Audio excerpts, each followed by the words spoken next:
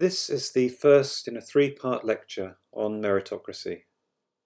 It will explore the meaning of meritocracy and its development as a system of government. In this lecture, I draw from the book Benign Violence, Education in and Beyond the Age of Reason, published by Palgrave Macmillan, to which there is a link below. Michael Young coined the term meritocracy in a dystopian tale called The Rise of the Meritocracy, 1870 to 2033. This book was first published in 1958.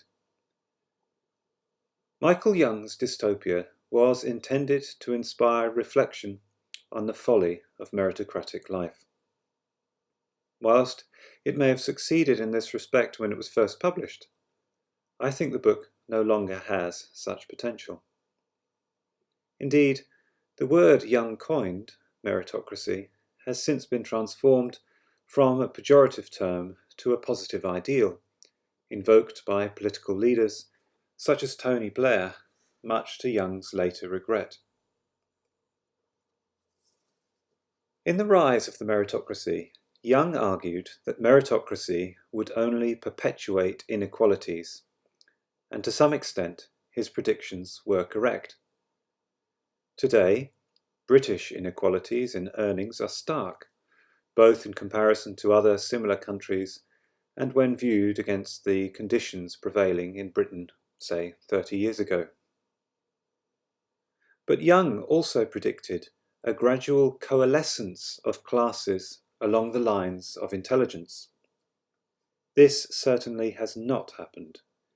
There remain deep-seated and systematic differences in economic outcomes along lines of gender, ethnicity, social class, and geographic location. Nevertheless, as I argue in this lecture, the problem with Young's 1958 prophecy is not simply one of inaccurate projections into the future. If Young made any error, it was to assume that meritocracy is a timeless and unalterable ideal. By contrast, I will argue that the basic principles of meritocracy have since changed, and that the system Young warned us against no longer exists. Michael Young is not alone in assuming that meritocracy is a timeless concept. Research on meritocracy, addressing issues such as does meritocracy exist, can it be achieved, and, more rarely, is it desirable, tends to adopt a relatively static conception of meritocracy itself. In the research literature and in everyday discourse, meritocracy takes the form of an abstract ideal against which one can judge the present imperfection of a particular society. According to this universal viewpoint, a just society must be, amongst other things, a meritocratic one. And so, the discovery of systematic differences in economic outcomes is said to violate fundamental principles of social justice. Meritocracy, as an abstract ideal, is also taken as a measure of progress, where more advanced societies are held to be those that are more meritocratic. They make fewer decisions based on prejudice and extend opportunity further. Meritocracy is sometimes used as a measure of corruption, where corrupt societies or corrupt institutions are thought to be those that disobey the formula merit equals ability plus effort. Meritocratic societies are presumed to be ones that are open and fair. Non-meritocratic ones are obscure and underhand. Justice, social cohesion, progress, fairness, and transparency, these are the timeless ideals upon which meritocracy is itself presumed to rest. This lecture aims to deconstruct such notions through a critique of the more historically specific principles upon which Young's book was based. The aim is to take Young's predictions seriously in order to measure the distance between then and now. to show that meritocracy operated according to a very different rationality in 1958. In his dystopia, Young constructed the logical set of consequences as he saw them more than half a century ago. Accordingly, he predicted a slow reorganization and then gradual solidification of classes based increasingly on merit rather than descent. This would eventually bring about a rigidly stratified society, he predicted, divided according to intelligence alone. Of course, this kind of highly administered society has not been achieved. Instead, individuals are encouraged to seek personal improvement rather than wait for the state to reward individual effort and assist in the reallocation of social position. The demand for administrative overview has been replaced by the demand for ambition. Indeed, this is part of an overall transition that has changed the principles of meritocracy almost beyond recognition. So, firstly, I will offer a brief synopsis of Young's book, The Rise of the Meritocracy. From the distant perspective of 2033, Young's narrator reflects back on the 1960s and 1970s and recalls the eventual defeat of those who supported reform or the reform of comprehensive schooling.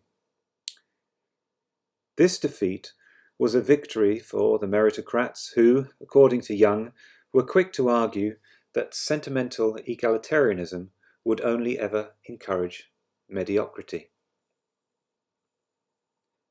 In his account, stronger partitioning and greater compulsion followed the failure of comprehensive schooling. Able pupils were paid a maintenance allowance to keep them in education, while less able pupils were encouraged to leave. Grammar schools were improved until they outclassed and replaced private schools.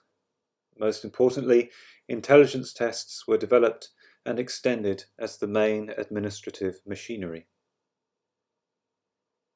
The continuity of psychometric science was secured through a direct appeal to the unique ability of this science to correlate high IQ with high performance in grammar school. This circumvented more thorny issues over whether intelligence actually exists or not as a general entity within the mind. The methods seemed to work, and this was all that mattered. Eventually, the predictive potential of intelligence testing was perfected. From this technocratic perspective, comprehensive schooling was only appropriate in a more uncertain age when selection at 11 was less scientific. Under these conditions, a certain amount of fluidity actually did some good by making it easier for people to swim from one stream to another. From the late 1980s onwards, this sort of fluidity was no longer appropriate, as a higher degree of precision in making allocations was now possible.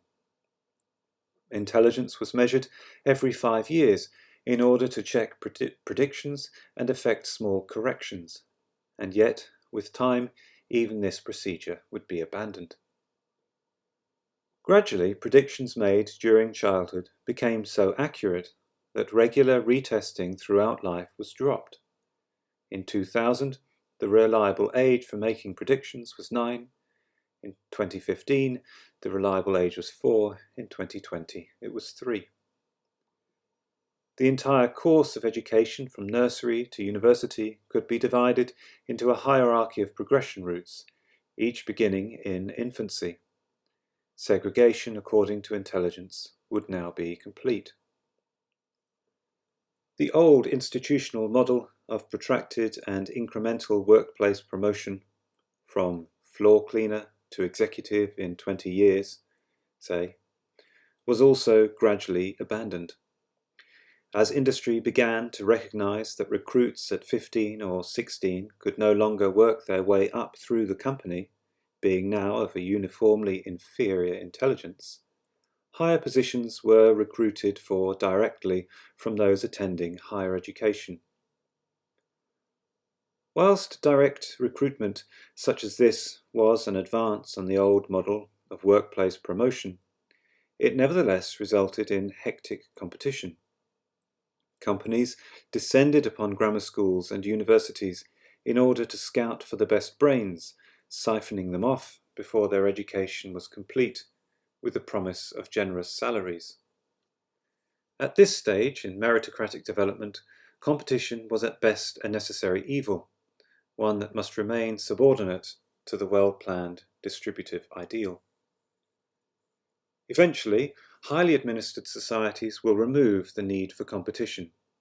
Competition was only required in early meritocracy to motivate individuals so that they would work to redistribute themselves. Before modern society could reach maturity, ambition had to be forced ever upwards. Once meritocratic society reached maturity, excessive or unreasonable ambition became a dangerous social force.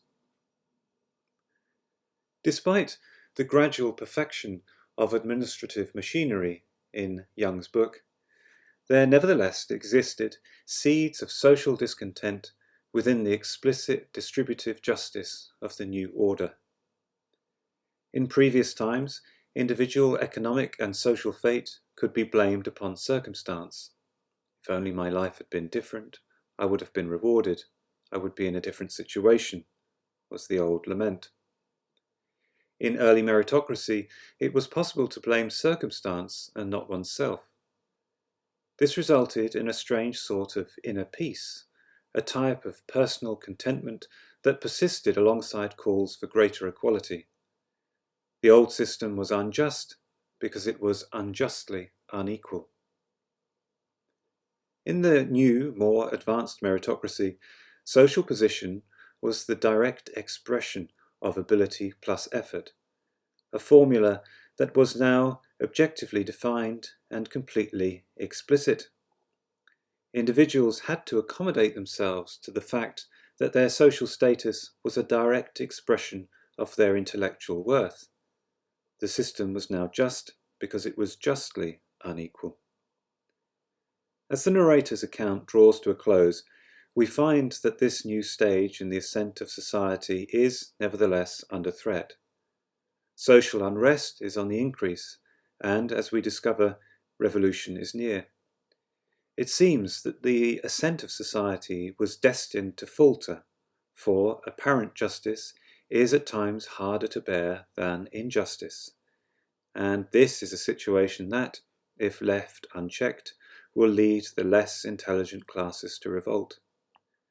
The account breaks off, and a footnote tells us that the narrator and author was killed in the upheavals of May 2034. To readers of the 21st century, this is an odd tale. It was intended as a warning. This is where meritocracy could lead us. Of course, this warning was clearly off target, as the society Young foresaw has never been achieved, not even remotely. And yet, it would be a mistake to dismiss the book entirely. Important lessons can be gained from the very distance that lies between Young's imagined future and subsequent events. His dystopia is instructive precisely for what it failed to predict. The fact that Young's inevitable future was not borne out in reality suggests that meritocratic logics underwent transformation and took another path. I will explore the principles of meritocracy that underpinned Young's vision in the next part of this lecture. This will allow us to measure the distance between our time and his.